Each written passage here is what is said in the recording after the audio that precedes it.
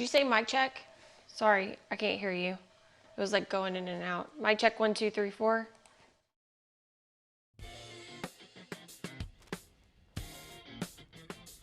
Hello, everyone. Mic check. Today is Thursday, May. Yeah, 1, 2, 3, 4, 5.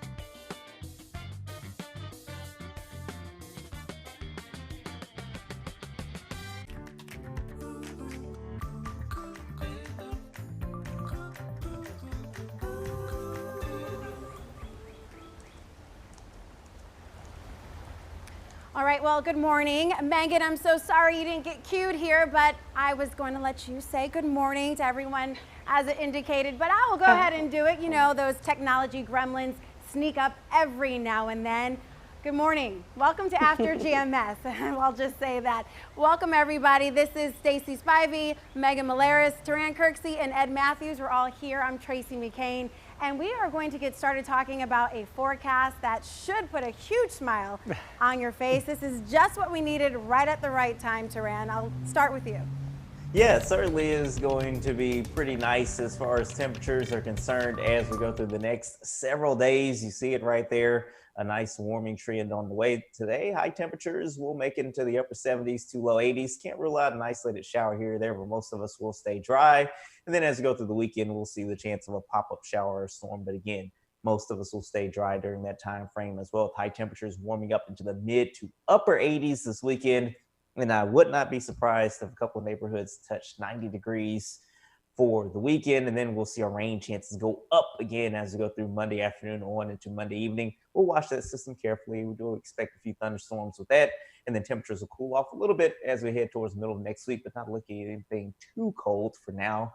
Looks like we'll see our high temperatures just dipping down to the mid 70s by next Wednesday. All right, guys, let's go ahead and jump into our first conversation where school districts are trying to figure out how to make up for lost time, if that's at all possible. So Stacey Spivey is taking the lead on this one. And Stacey, there are a few options out there. Yeah, some people are proposing possibly having Saturday school as well as year-round school. There are a lot of ideas being thrown out there across the country, but we want to know what you think in the comments below. Tell us what you think would be the best option moving forward for school districts. So we asked you on Facebook, and let's take a look at what some of you had to say. Linda says kids need time to be kids.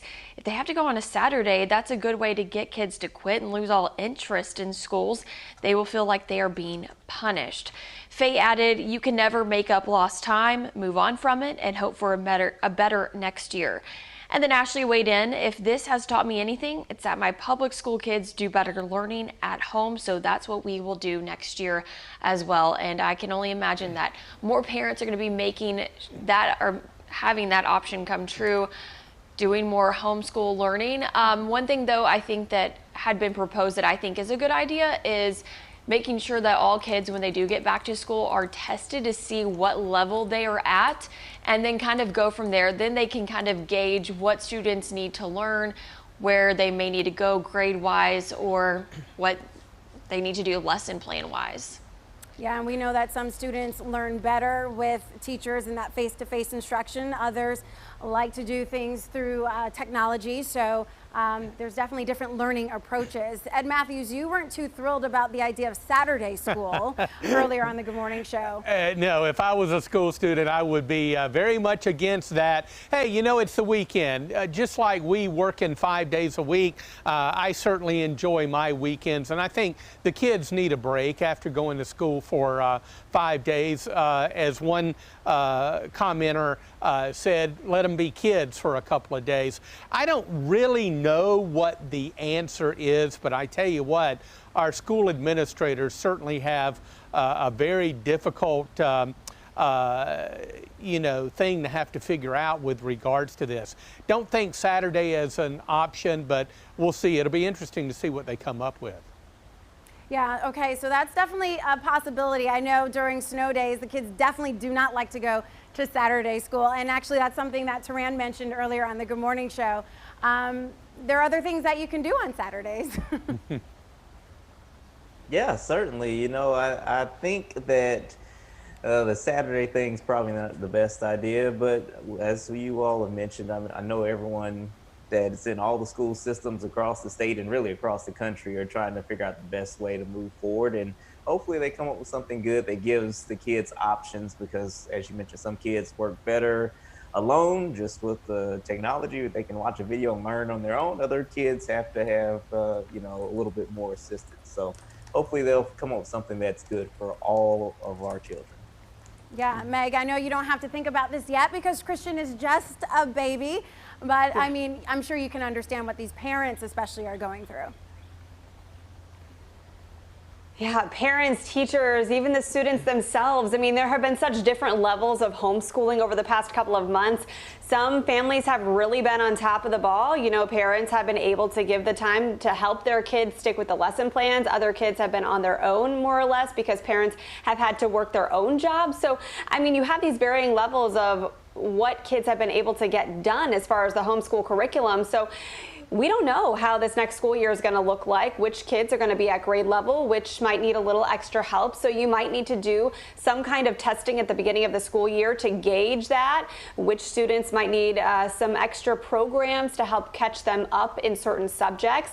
But, you know, it's going to be a big task for school leaders and state education leaders this summer to try to figure out how to do this. The one benefit that's going to come out of it is then we'll have kind of this template for if something like this were to ever happen again, God forbid, we would know what to do, how to get students up to speed, and how to get all the parents on board as well.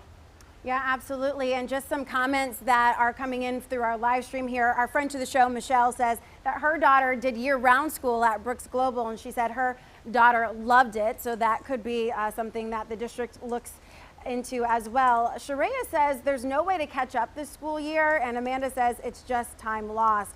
Melanie says, with schools, as always, there is never a happy medium among all parents, and add time to the day, upset parents. Saturday school, upset parents. Shortened summer vacation, upset parents. So, I mean, I see your point. I mean, there's really never a solution that benefits everyone in the situation. So at some point, someone is going to have to experience some hardship with that. But this is definitely a conversation that will extend all the way up until school starts in September, presumably, and we will keep you on top of that. So with that, Megan, why don't you jump right into our morning headlines?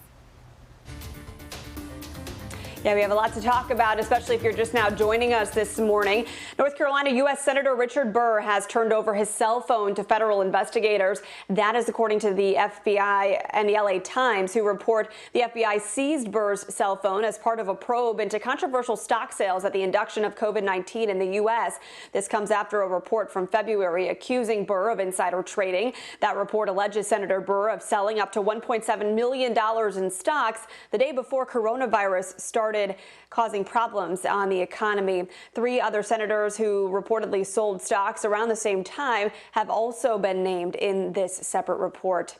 Here are the latest COVID-19 numbers from North Carolina health officials. Right now, there are more than 470 new positive cases, bringing the total to more than 15,800. But that number includes some of the more than 9,000 recoveries. 597 people have died at last check, including 2 more in Guilford County since Tuesday. 521 people are hospitalized, up 46 since Tuesday's update. A Triad University president is helping guide the future of reopening college campuses nationwide. Wake Forest University President Nathan Hatch was part of a 14-person group who met over the phone with the White House task force yesterday. Hatch, Vice President Mike Pence, and several other university and health leaders discussed the best ways to get students back to class this fall. They also talked about what universities can do to ensure the health and safety of students, faculty, and staff. A school where students can get free meals during the COVID-19 crisis in Randolph County is now closed after an employee there tested positive for coronavirus. Southmount Elementary in Asheboro says the location is closed until at least Monday. For now, families can receive meals from the location at Seagrove Elementary instead. Krispy Kreme has something sweet for high school and college graduates. Next Tuesday, their participating stores are giving graduating seniors a dozen free donuts. All you have to do, wear your cap and gown or some other class of 2020 swag. Well, during National Police Week, communities across the nation honor the men and women in blue who protect and serve. It's also a time to remember the officers who made the ultimate sacrifice. WFMY's Candace Red has more on how officers are being recognized even during this COVID-19 crisis. National Police Week is being recognized differently this year due to COVID-19. Right now, you're looking at video of last year's candlelight vigil held at the National Mall in Washington, D.C. About 40,000 people attend the vigil each year to honor officers nationwide killed in the line of duty. But due to the coronavirus crisis, this year's memorial service was held online last night. As part of the ceremony, the names of 307 officers killed in the line of duty was added to the National Law Enforcement Officers Memorial in Washington. Well, that includes 2 officers who died last year in North Carolina. Well, back here in the Triad, the Greensboro Police Department is preparing to hold an annual joint Guilford County Memorial Service online. It's definitely different not being able to give a hug to a family member or shake somebody's hand and express personal condolences. Again, like I said, these are uncharted times. It's nothing like we've ever experienced before. 23 Guilford County officers have died in the line of duty since 1913. Well, you can show your respect for the fallen officers during tomorrow's virtual memorial service. The information is on our website. That's WFMYnews2.com. Okay, let's get straight into our second conversation this morning. This one about summer vacations. A lot of people plan their vacations in advance and have been waiting for months for their vacation to get here, but unfortunately the coronavirus has canceled many of them. And some Senate Democrats have actually proposed legislation that would require airlines to give full cash refunds to passengers during this pandemic. But others are worried if Congress forces those airlines to pay cash refunds, it will drive airline companies towards bankruptcy. But we're asking you this morning, if you have had a summer vacation canceled because of COVID-19, what are you going to do about it? Are you going to ask for a refund? Are you going to go ahead and rebook it or reschedule it? Are you going to cancel it and just plan for another trip later on? Or are you just not going to worry about it? Let us know in the comments. Well, right now the comment section is flooded with people who had to cancel vacation plans, understandably, because of all the uncertainty around COVID-19 right now. So travel is taking a back seat to safety. But there is a tale of two stories here on the Good Morning Show, because Ed had a great time with his airline making adjustments, whereas Megan didn't necessarily get service with a smile. So we'll start with you, Ed Matthews. Tell us about your experience and what you had to do. Well, I always head down to Key West in June, and of course not going to go this year. I don't know if I'm going to go anywhere this year. I'll take vacation, but I'll just kind of hang out here in the Triad. But had a great experience with Delta Airlines. I have rebooked everything for 2021, and so I'm all set. Just hopefully things will be better in 2021. I certainly hope so. Yeah, okay, so I'm glad that the airline worked with you, Ed, because I guess not all of them are. Megan, you had a very different experience. And I think it also depends on who you get when you call. I mean, obviously, customer service agents are doing the best they can, flooding so many different calls. I understand that, but it's also frustrating for the passengers, too, to have to rebook. And, you know, my experience was a lot different. It happened at the peak of the crisis. My cousin rescheduled his wedding for May to August, so I was trying to rebook and trying to understand why the airline would allow me to rebook without the change fee, but not give me the credit for the difference in fare. It was like $200 or $300 different, the prices for these new tickets in August than when I booked it in May. So I was trying to get an understanding of that, and I actually had an agent tell me, I don't have time for this. And I started tearing up on the phone. I said, look, you know, just trying to reschedule my flight. You know, I understand you all are busy, but, you know, so obviously it's just a stressful situation for everybody trying to reschedule these travel plans. Nobody could have predicted this, but, you know, let's all try to be nice to each other in the process, shall we? Yeah, kindness and compassion definitely goes a long way. So Triad already took your big vacation for the year. Are you guys planning anything in the future? We're just kind of taking it day by day. If we do something, it'll probably be something kind of low key, maybe just somewhere around the state or maybe somewhere around the region. We're just kind of waiting and seeing how things are going. We're just going to take the days off, and if there's an opportunity to go out of town, we might take it. If not, then we'll just stay here.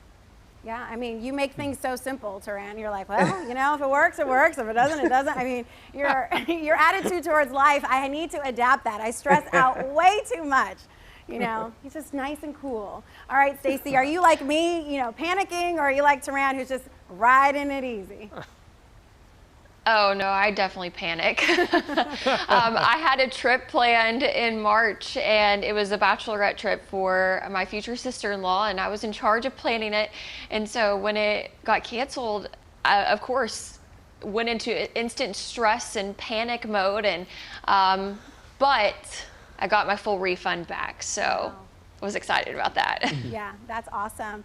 People are sharing their experiences. There's so many. I can only read a few, but I certainly appreciate you joining us and commenting here. Jan says, I have a house rented on the New River in a few weeks, going to float in the river, fish, grill, and relax. So her plans are still intact. Amy said she had to cancel a 20th anniversary trip to Iceland and a family trip to Disney World. Oh no.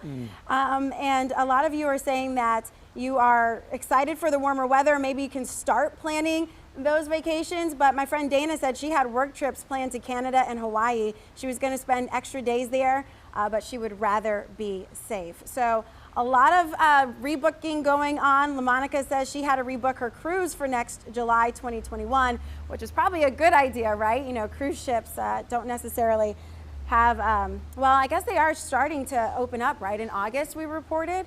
Heather says, no plans planned for the summer, but once this is over, I want to go to Boone, Asheville, or Florida for Disney and Star Wars. The plans that will be in place, everybody at one point will be flooding the airports again to get back to vacations and that sense of normal, but I have a feeling that at least for June, July, maybe even August, we will be kind of in the lurch. All right, but at least the weather is nicer, Ed Matthews. Oh, yes, indeed. It really is. I love this 7-day forecast. And we got some extra clouds this morning, hoping for a little sun to peek through as we head through the afternoon. Low chance of maybe a very isolated shower as the breezes pick up out of the southwest. We're on our way to the upper 70s to near 80. Well, I think we could crack 80 with enough sunshine. And then tomorrow, sun and clouds and 83. It just continues to warm up. Check the weekend. Sun and clouds on Saturday and Sunday, mid and upper 80s. Some of the usually warmer spots may get mighty close to 90. And with that daytime heating, there could be a pop-up late day storm, but a low chance of that. A little better chance of those afternoon and evening showers and storms coming up on Monday as a cold front approaches and moves through the area. Not really turning us a lot chillier, but the temperatures will back off just a little bit by Tuesday and Wednesday, back into the mid 70s. But tell you what, gang, outdoor activities and social separation for the weekend. Oh yeah, Ed. Now if we could just keep the mosquitoes away, I think this would be the perfect temperature all year round. Tracy, I know neither of us likes being cold, so we are loving this. Yeah, I was just wearing my jacket a few minutes ago in the studio. You know, it's a little bit chilly without as many bodies in the studio as there normally are. Well, thank you guys so much for joining us here on After GMS. Make sure you're joining us tomorrow for the last day of the week, our 83-degree day. We will be right back here with more conversations at 7:45 on Facebook Live. Thanks, guys, and stay safe.